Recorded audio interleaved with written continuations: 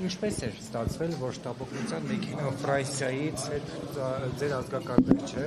որ տեղափոխվել էր հենց միանգամից Ֆրանսիայից էին դեր շտապօգնության մեքենա հնարավոր էր այդ։ Իհարկե, որևէ խնդիր չկա։ Ամսից ավել ցանկանում էին տեղափոխել Հայաստան, լոգիստիկ եւ այլ փաստաթղթերի հետ կապված հարցեր կային։ Իմ միջամտությամբ կարգավորվել են այդ հարցերը եւ Ֆրանսիայից տեղափոխվել է Հայաստան։ Իմ ազգակիցը եւ հիմա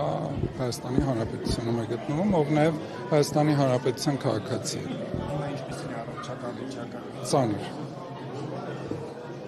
Հնարավոր չէ հաշվի առնելով հայաստանյան արձագանքը, գիտեք ինչի վերաբերյալ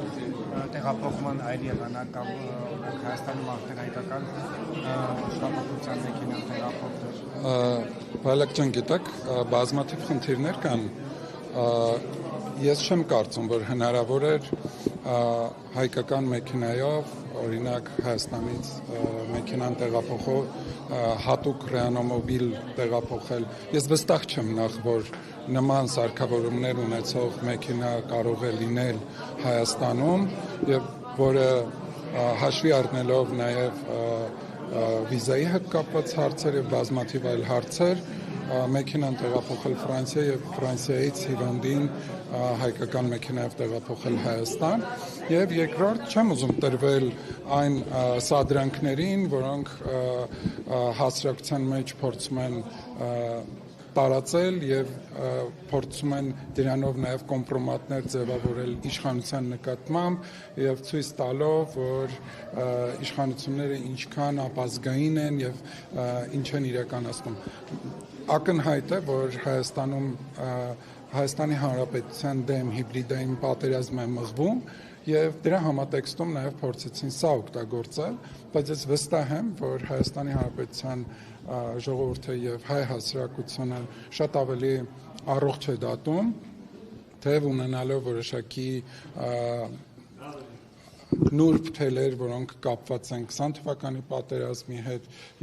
եւ հենց սա էլ փորձում են օգտագործել մեր պետության դեմ, բայց այնուամենայնիվ չպետք է տրվել որևէ սադրանքի եւ այն ինչ անհրաժեշտ է մեր քաղաքացու համար, Հայաստանի Հանրապետության քաղաքացու համար, պետք է դա իրականացնել եւ ես դա իրականացրել եմ, որևէ խնդիր չեմ տեսել դրանում եւ չկա որևէ խնդիր, այլ պարզապես վստահ եմ, որ միայն փորձել են օգտագործել այս հանգամանքը